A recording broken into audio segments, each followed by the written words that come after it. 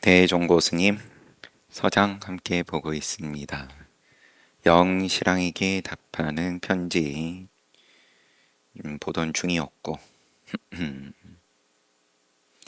영실왕에게는 대종고 스님께서 급하게 하지 말아라 이런 말씀 해 주시면서 설계하고 있게 하고 이제 이런 종종 말씀하시던 이런 내용 무엇을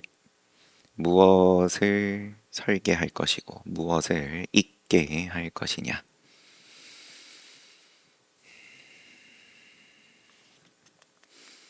무엇이 익은 곳이냐? 오음 12처 18개 무명업식으로부터 사량 개교한 계산을 항상 하는 따지는 나는 욕심쟁이가 아닙니다. 나는 호주머니 넣을 걸 계산하는 게 아니라 우리 사회의 건전한 윤리와 착함과 다른 사람을 도움과 이런 걸 따집니다. 계산합니다. 이게 더 놓기가 힘들어요, 보면. 그죠? 자기 한켠에 죄책감이라도 있는데 자기 욕심 부리는 거, 계산하는 건 뭐 그 죄책감도 뭐 없기도 하겠지만 근데 선한 일을 함에 있어서 계산을 하는데 이거는 브레이크가 없는 거죠. 선한 일을 위해서 악을 처단하겠다. 이 브레이크가 없이 가버리면 좀처럼 놓을 수가 없습니다. 사회라고 하든 공동체의 공업으로 굴러가는 거다 보니까 그래서 잘못이라는 말이 아니라 자기가 계산을 하는 줄 알고 하는 거랑 그런 줄 모르고 그냥 애초에 처음부터 내가 속해 있는 곳에 이제 굴러가는 대로 이제 굴러가는 이제 그 힘으로 또 뭘 받냐? 한 가닥 실처럼 이어짐이 사람을 나하고 죽음에 떠돌게 한다. 좋지 못한 일을 하게 한다. 분명히 좋은 의도로 한 일인데 왜 좋지 못한 일이라 노골적으로 말씀을 하시는 건데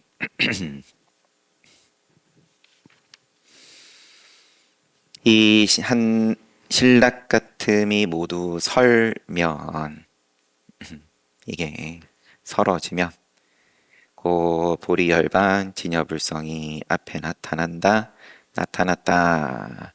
이러한 생각도 없다.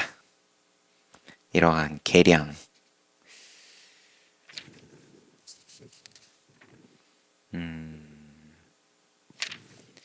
이런 말씀을 우리가 봤습니다.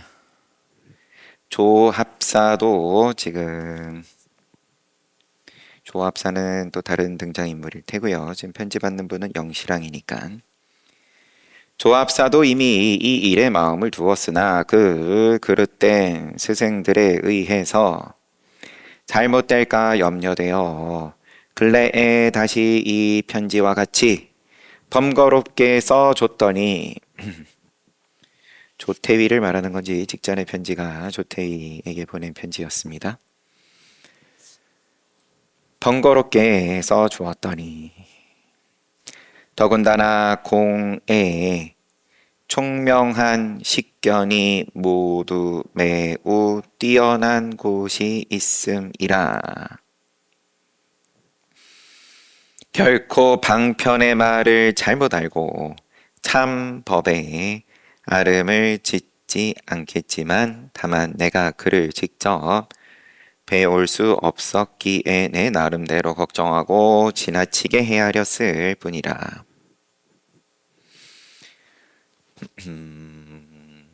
굳이 잔소리를 내가 번거롭게 할 필요까지는 아닌 그런 분이지만 또 상대방을 높이면서 여기서는 조합사를 높이면서 그래도 높아심에 내가 얼굴 맞대고 주고받을 수 없다 보니까 편지 보낼 때 이런 말 저런 말 한꺼번에 많이 하게 되었다. 듣자니 노거사께서도 지금 편지 받는 영씨랑 그와 더불어 도퍼 도반이라고 하기에 북가는 대로 미처 생각지도 못하고 갈등하였으니 별다른 일 없이 뵙거든. 우선 그에게 묻고서 그를 받아 한번 살펴보면 비로소 나의 기대가 눈앞에 있지 않았음을 알리라. 그에게 보낸 편지 당신도 한번 봐봐라.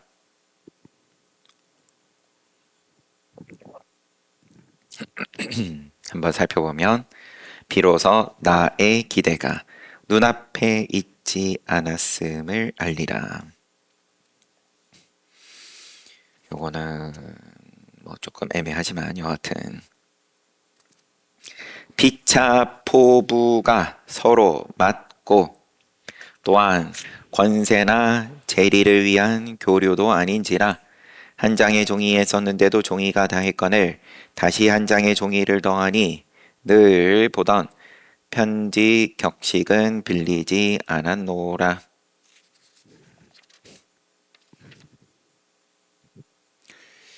예법. 그러면 일상의 예법은 좀 건너뛰고 좀 또 길게 내가 이 지도를 도에 관련해서 지도를 한 바가 있다. 이 편지도 이와 같아서 앞 편지의 부탁함도 그 가운데 사람일세.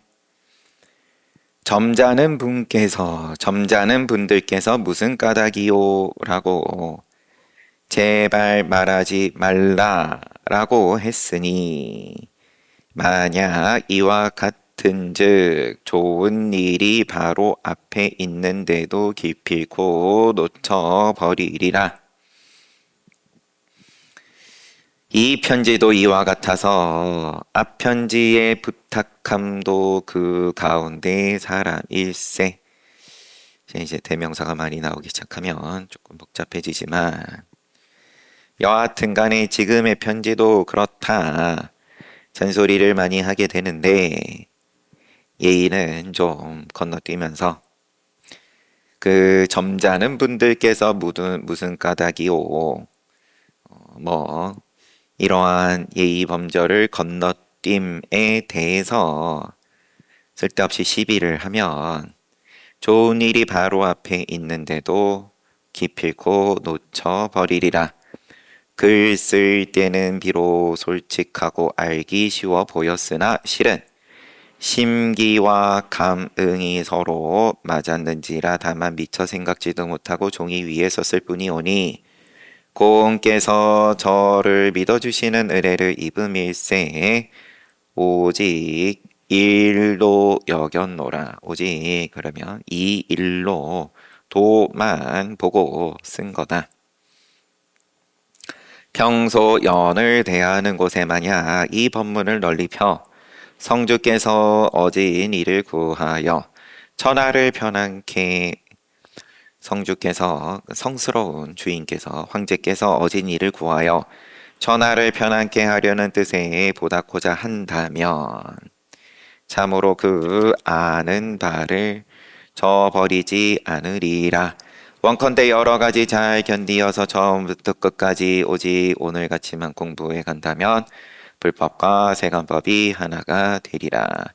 싸우면서 밭갈기도 하며 오래오래 익힌다면 단 한 번에 둘을 얻으리니 어찌 허리에 10만관을 둘둘 감고 학을 타고 양주를 오름이 않으리오. 앞에도 한 두어 번 나왔던 비유 고사 4명이 모여가지고 서로 야 너는 뭐 하고 싶냐? 나는 그러면은 큰 부자 되고 싶다. 너는 뭐 하고 싶냐? 나는 도인 되고 싶다. 뭐 이렇게 얘기를 하니까 마지막 사람이 나는 너 소원도 이루고 너 소원도 이루고 너 소원도 이루고 난 다 거머쥐고 싶다. 이 부처님 공부는 그와 같다.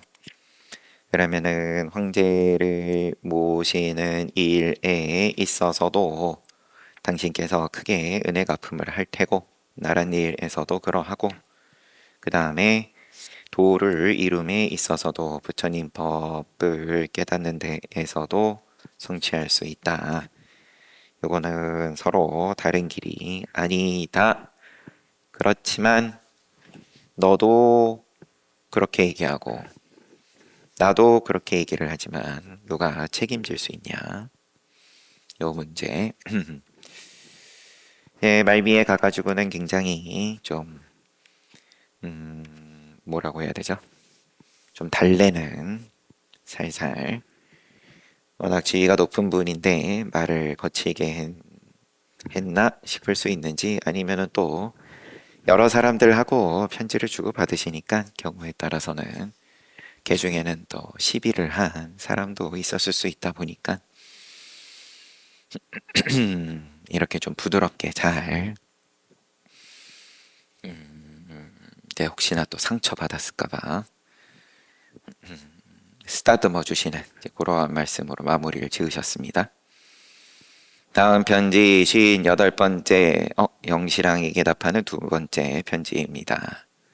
같은 해에 역시 보내셨어요.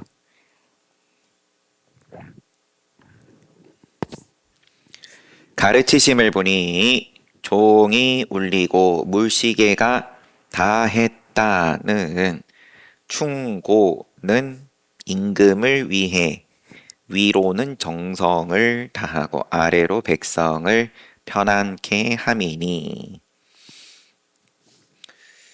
요거는 좀 주석을 보겠습니다. 종명은 오경종이다. 오경 그럼 새벽 이겠죠. 새벽 3시에서 5시에 울릴 때이니 새벽 날 새 무렵이다. 누지는 옛 누각인 물시계로 물이 닿으면 곧 날이 새기 때문에 종명루진은 여생이 얼마 남지 않은 노년에 은퇴할 시기. 그 다음에 그렇지만 여기에서의 뉘앙스는 연로함에도 관직에 머물러 있다면 다른 사람들이 나이 들어 무엇을 하느냐고 비방할 것이 필연적이라고 자책하는 말. 그래서 가르치심을 보니 보내오신 편지를 보니 요런 표현을 쓰신 걸 제가 인용하면서 나이가 들었어도 열심히 하심은 임금을 위해 위로는 정성을 다하고 아래로 백성을 편안케 함이니 응당 검은고 줄을 듣고 소리를 아는 이가 있으리라. 단지 몸의 나이만 가지고 시비하는 사람들 소리에 뭘 굳이 신경 쓰십니까? 원컨대 그대는 모든 일을 잘 견디되 역순 경계에 대하여 꼭 알맞게 힘쓸지니 이른바 이 깊은 마음을 가져서 무량한 세계를 받들이 바로 구근의 보답함이라고 이르리라. 오로지 그럼 남들 그렇게 시비하는 게 중요한 게 아니라 그러한 그럼 역경계인 건데 그러한 역경계든 내지는 또 순경계이든 간에 모든 일을 견디되 이러이러한 경계를 대함에 알맞게 힘쓰는 게 그게 중요합니다.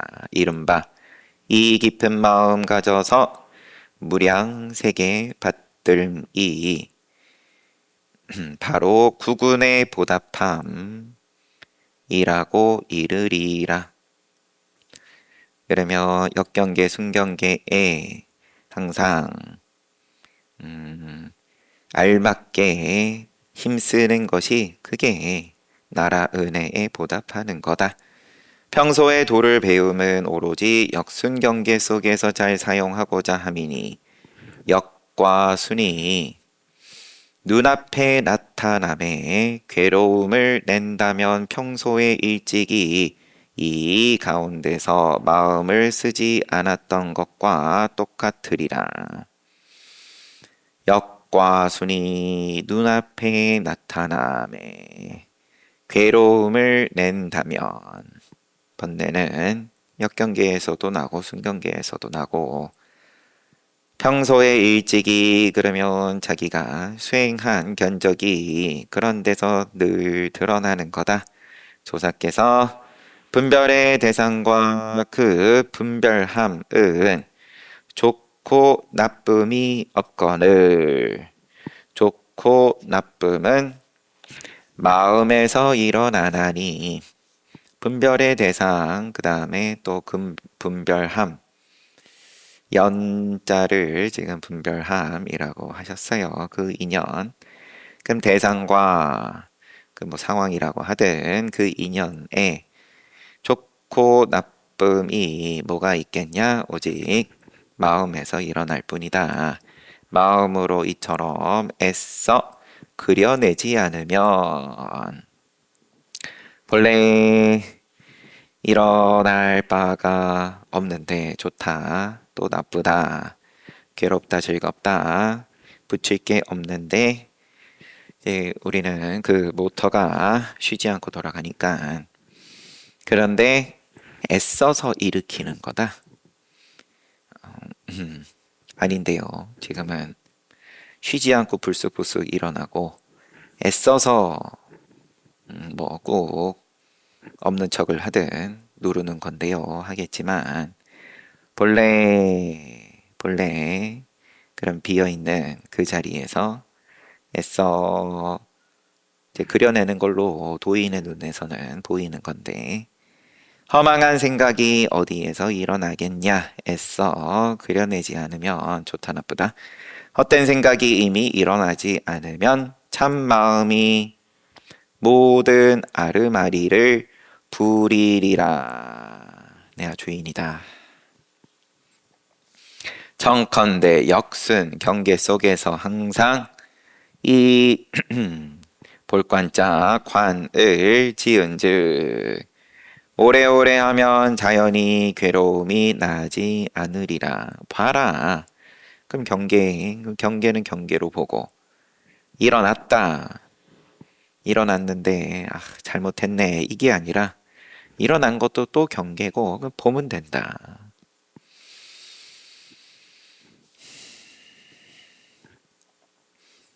괴로움이 이미 나지 않으면 곧 마왕을 몰아서 호법선신을 지을 수 있으리라.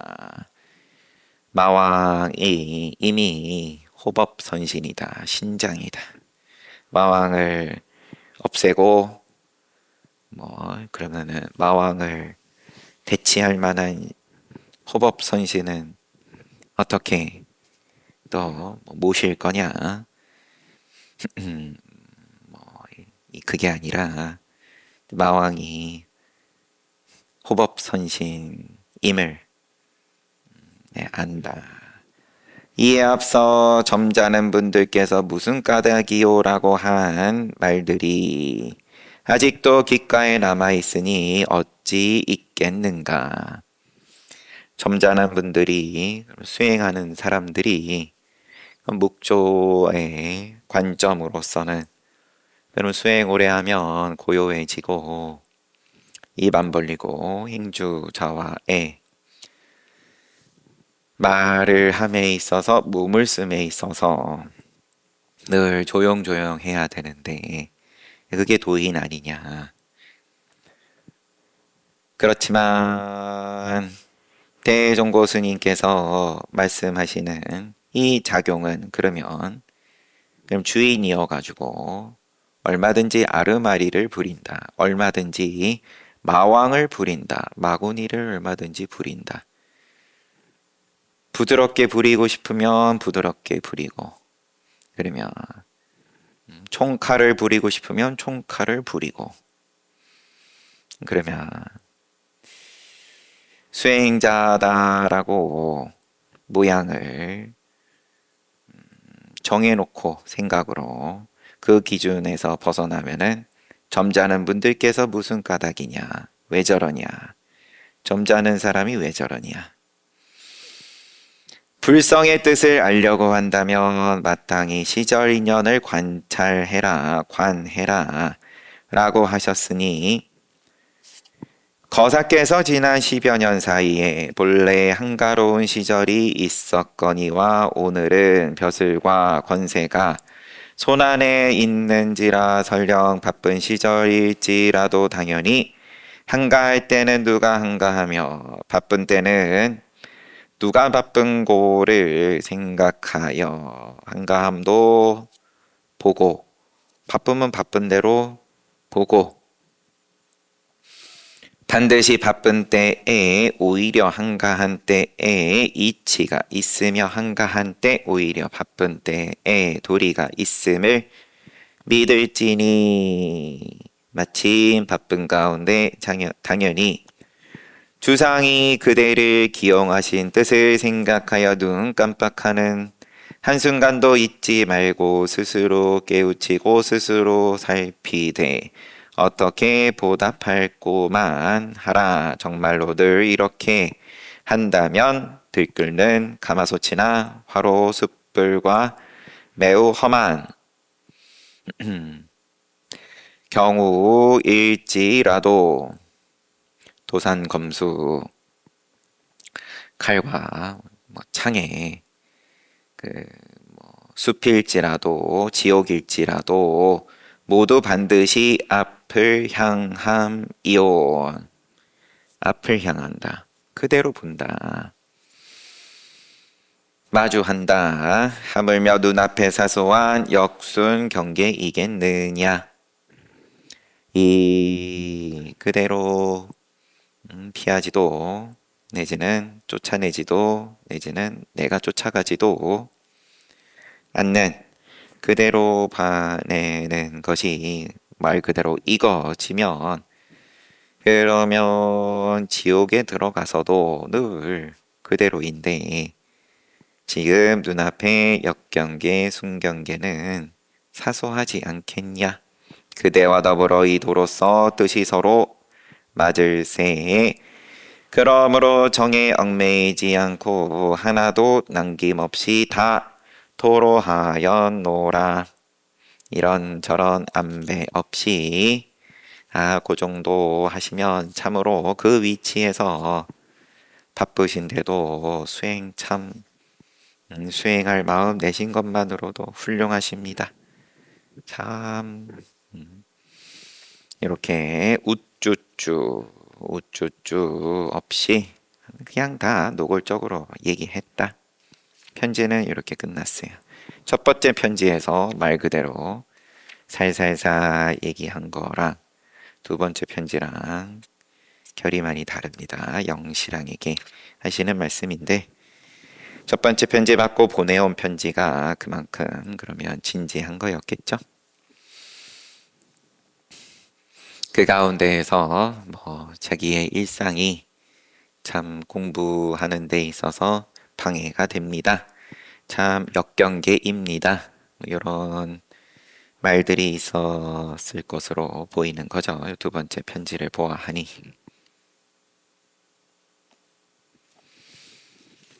이 점잖은 분들께서 무슨 까닭이요? 이 말 자체가 지금 그러면 편지 받은 영시랑이 앞서서 했던 말일 수 있을 것 같고요. 그러니까 첫 번째 편지에서 그렇게 살살 얘기를 했던 거 아닐까 싶기도 하고 다음 편지 황문사에게 답하는 편지 자는 절부 황절부 호는 묘덕 국문을 수직하는 관직명이다.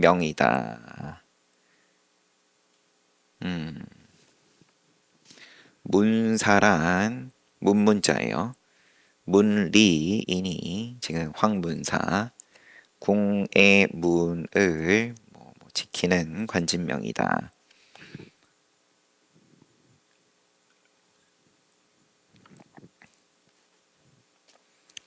역시나 같은 해에 아유 강사 계시면서는 또 이제 지도를 많이 하셨네요. 편지와 함께 많은 갈등을 받아들이고도 뜻밖의 얼른 깨닫고서 이와 같이 손에 쥐고 즐길 줄이야.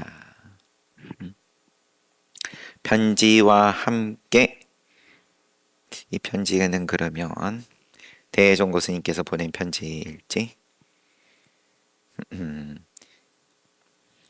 많은 갈등을 받아들이고도 뜻밖의 얼른 깨닫고서, 그럼 내가 지적한 잔소리를 잘 받아들이고 이와 같이 손에 쥐고 즐길 줄이야. 그야말로 손에 넣어 온 것은 사라 저절로 움직이며 걸리거나 막힘없음이라.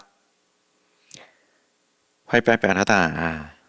참으로 몸소 깨닫고 스스로 얻은 것이리니 기쁘고 기쁘게 하는구나 라고 칭찬하시는 말씀으로 시작을 하셨지만, 바로 다만 이와 같이 하면 남들이 이 벼슬아치가 본분을 의지하지 않고 함부로 말하고 터무니없이 말한다 라고 말하는 대로 내버려 둘지니. 남들이 그러면 그런 소리를 하더라도, 남들이 그럼 손가락질이에요. 남들이 그럼 시기 질투라고 보든, 이 벼슬아치가 본분을 의지하지 않고 함부로 말하며 터무니없이 말한다고 말하는 대로, 그런 소리 하는 대로 내버려 둘지니 다른 곳에 자연이 통하는 사람이 있기 마련이니 좋아하리라. 오직 이미 증득하고 이미 깨달은 사람이라야 비로소 알려니와. 만약 메아리나 듣는 무리인데, 그러면은 남들이 한참 씹다가 뱉어놓은 그런 경 또한 그러한 거고, 말을 쫓아가고 그를 쫓아가는 그런 무리이라면 그들의 거북을 뚫고 기와장을 두드림에 내맡기노라. 여기는 이제 거북을 뚫는다, 거북 등으로 점을 쳤으니까. 근데 기와장 두드림, 이것도 점치는 한 가지 방법이었던 모양이죠. 모두 점치는 일이니 여기서는 지금 요런 표현을 쓰신 거는 아르마리로 계산함, 사량함을 비유한 거다. 12. 그러면은 만약 메아리나 듣는 무리인데, 그럼 그런 소리 자꾸 너가 듣고 쫓아가는데, 대종고 스님께 보내온 편지에 지금 황문사가 그런 내용을 쓴 거겠죠. 저는 저대로 그래도 대종고 선지식 의지해서 뭔가 맛을 봤는데 주변 사람들이 이렇게 시비합니다. 그럼 그 말도 좀 맞는 소리 아닙니까? 이런 게 담겨져 있었던 모양일지, 아니면은 이제 그렇게 또 대종고 스님 눈에는 훤하게 보이는 거겠죠. 그럴 것 같으면은 그런 소리 쫓아가라. 다시 열애선 또 조사선을 비판할진된 참으로 나의 주장자를 다 먹을 것이니 또 말해보아라. 이를 상 주어야 하나 벌하여야 하나 다른 곳에 맡겨 다시 30년을 의심케 하노라.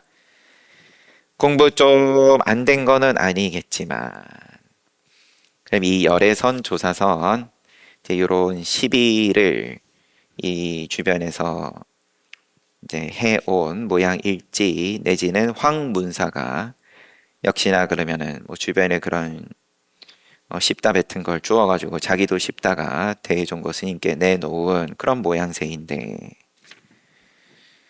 너가 또 그렇게 그러면 도노하는 수행에 대해서 너는 비판하는 줄도 모르고 비판하는데, 그러면 내가 너한테 뭐라고 그래야겠냐 도대체? 상을 주어야 하냐 벌을 주어야 하냐? 그냥 다른 곳에 맡겨 30년을 의심케 하노라. 그러면 해보고 싶은 거 해봐라. 그러면 저기서 얘기하는 수행 맞는 것 같으면 시끗 해보고 30년 삥 한 바퀴 돌고 다시 오면 그러면 또 좋은 인연인 거고.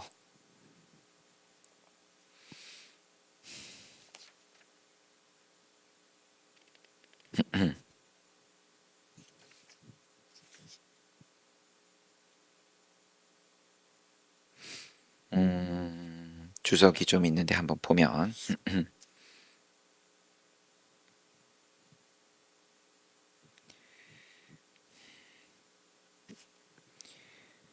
장주를 비판함이니 이 편지 쓴 주인 그러니까 편지 받는 황문사를 비판함이니 위의 갈등이 열애선 조사선 갈등이 곧 이 비판이나 명확하지 않은 말이기에 여기서 다시 상 또는 벌을 들어서 나타내었다.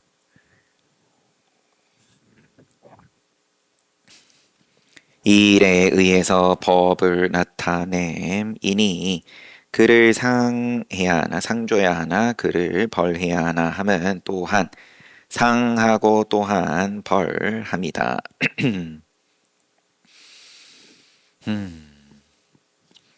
글자가 짧으니 이제 좀 복잡한 편집글의 구조를 번역하심에 있어서 이렇게 보충 설명을 달아 놓으셨지만 앞서서 이야기를 한 독해에는 크게 영향은 없습니다. 다음 편지 손지현에게 답하는 편지. 이 편지는 일은 있었을 때 황제의 뜻에 의해 다시 경산사 주지로 계실 때에 답하신 거다. 한 해가 지나고 아요강사에서 경산사로 옮겨가시고 황제도 얼마 안 남았습니다. 지금 대종고 스님보다 1년 먼저 붕어하죠.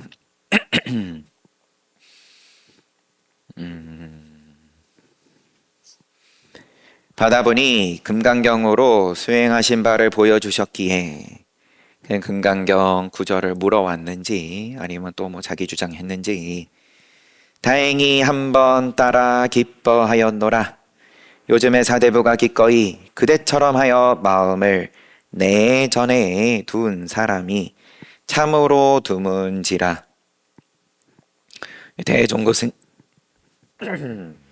대종고 스님 입장에선 당연히 부처님 말씀이 내전이고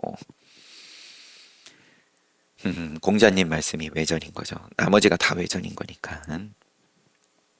사대부들이 이처럼 부처님 말씀 가까이 하는 사람이 드물던데 마음에 나아갈 곳을 얻지 못한즉 이와 같이 믿지 않았을 것이며 크게 일대사 일에 생사 문제에 나아가겠다는 마음을 내셨기에 참 이처럼 그 인연이 있기에 그래도 금강경도 보고 거기에 대해서 저한테 물어오신 겁니다.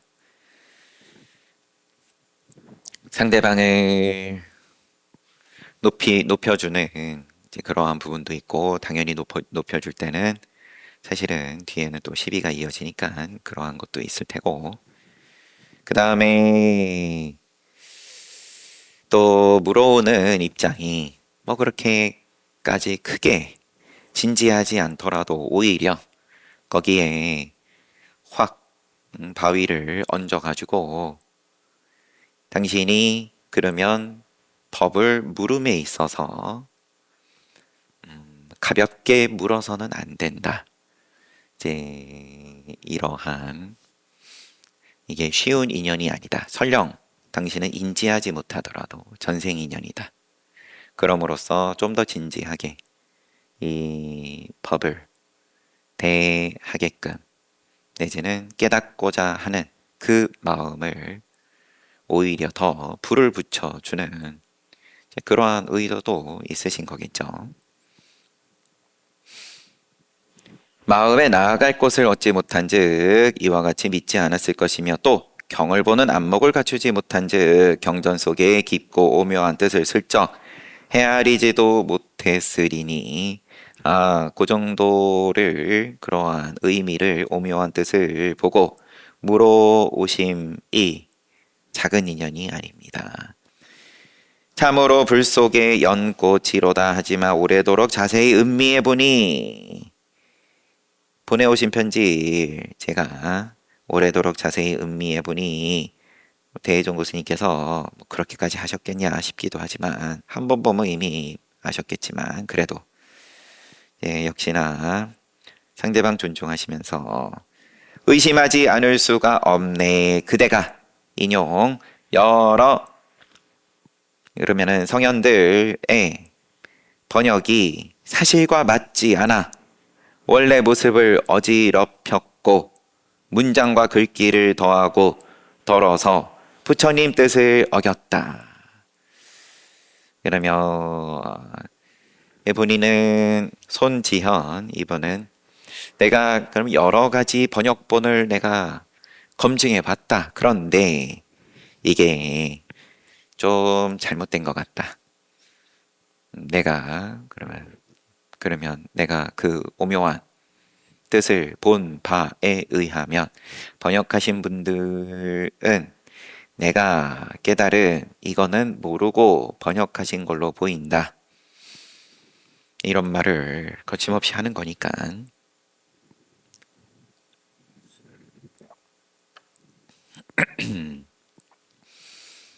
라고 꾸짖었으며 또 말하기를 처음 금강경을 지녀 수지독송함으로부터 바로 그 잘못됨을 알고서 나는 이것도 큰 소리예요. 그러면 오래오래 보고 나서야 이게 잘못됨을 알았습니다도 아니고 처음 금강경 지니고 독송할 때 이게 좀 이상했다. 그래서 정본을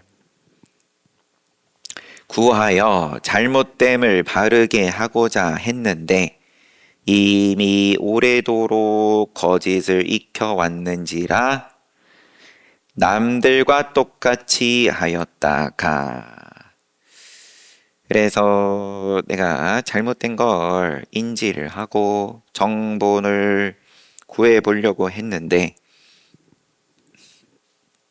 그렇다면 그게 뭐 잘 안 됐든 그런데 그래 오래도록 거짓을 익혀와서 남들과 똑같이 했다가 나중에 그러면 개봉의 장경본을 얻게 되어서 비로소 근거함이 있다. 내가 이상하다고 여겼던 부분을 좀 똑바로 된 걸로 번역이 된 장경본을 얻게 되었다.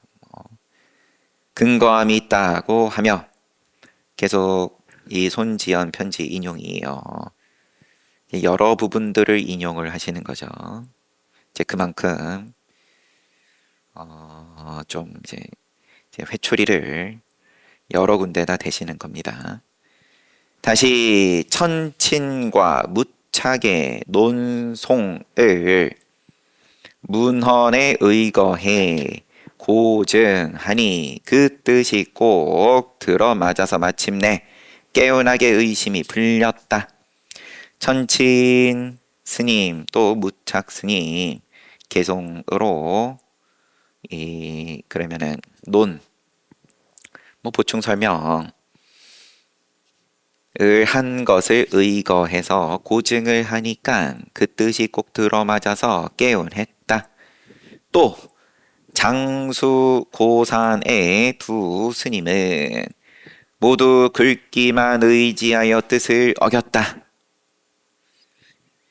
또 이런 자기 나름대로 여기저기다가 별점을 많이 매겼어요. 손지현 이 거사가 라고 하니까 모르기는 해도 그대가 감히 이와 같이 비판한즉 결국 6조 시대의 번역인 범본을 먼저 살펴보고서 6조 시대에 통용되었던 우리 6조 단경 볼 때 6조 스님께서 듣고 바로 깨달으셨던, 그러면 그때의 산스크리트 번역본 이거를 먼저 살펴보고 되도록 여러 스님들의 번역이 잘못되어야만 비로소 개운하게 의심이 풀릴 것이거늘, 그러니까 모르기는 해도 그대가 감히 이와 같이 비판을 할 거라면 애초에 산스크리트본 번역된 걸 보고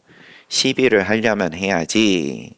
그래야 뭐 개운하니 많이 하는 거지.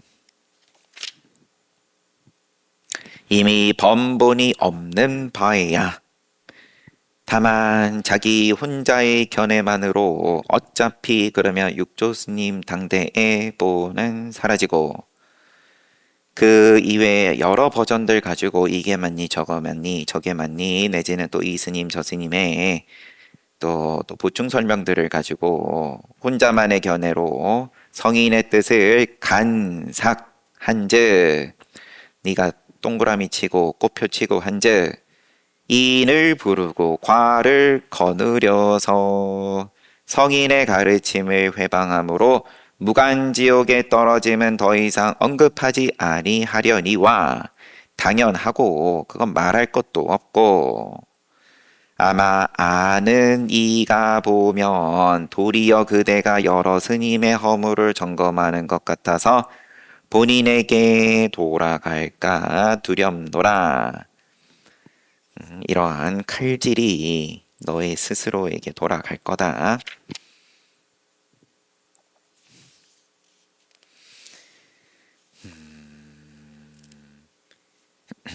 인을 부르고 과를 거느린다. 인과를 짓는 것 자체가 지옥으로 가는 거고, 그럼 앞에 편지에 다른 유시랑 이름이 자꾸 영시랑에게 말씀하셨던 것처럼 그냥 보고 지나가는 것이 이거지고, 그 지옥에서도 보고 지나갈 힘이 있는 정도도 아닐 거라면, 그러면 인과는 항상 괴로운 건데 그거는 말할 것도 없고 그 칼질 자체도 엉터리다, 이런 말씀을 하시는 중에 우선 뒤의 내용은 또 다음에 이어서 보고요. 그래요. 저한테 또 당연히 해당하는 말일 테고, 그래서 원래도 융통성은 없지만 이거 보면 이거 보는 대로, 저거 보면 저거 보는 대로, 실력이 없어서 잘못 보면은 보는 거지만, 네, 제 생각은 이제 안 집어넣는 게 편한 거죠. 대승경전이고 내지는 뭐 초기 경전이고 이런 어록들이고 싸우려고 들면, 이거 가지고 와서 저기다가 붙여서 싸우려고 들면 한도 끝도 없는 거고, 다 그럼 근거를 가지고 싸우는 거고, 참 다들 기운이 넘치니까, 그러니까 싸우는 게 재미난가 보다 하는 거지만, 이거 볼 때는 여기에 맞춰서 거울 이야기를, 부처님부터 거울 법문 말씀을 괜히 하신 게 아닌데, 도둑놈을 만나면 도둑놈, 부처를 만나면 부처라 부처가 되고, 도둑놈한테 부처의 기준을 갖다 대면 그러면 내 목만 달아나는 건데 무슨 이익이 있냐. 도둑에게도 이익이 없고 커다란 과보를 지었으니까 나도 이익이 없고.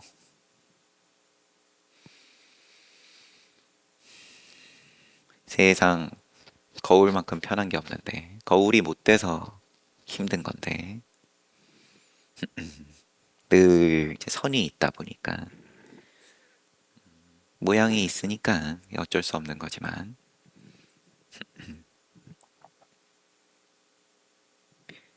이제 뒤에 또 얼마나 대종고 스님께서 이 손지현에게 가르침을 주실지 그 가르침 덕분에 그래도 손지연 거사가 복이 있는 거죠. 손지식에게 자기가 한 방 얻어맞으면서 그래도 그 인과를 큰 인과를 물론 이렇게 가르침을 받고서도 그냥 던져버리면 뭐 할 말 없는 거지만 좀 돌이킬 수 있으면 그러면은 한결 이제 빚을 이제 많이 감하지 않을까. 쉬었다가 정진합시다.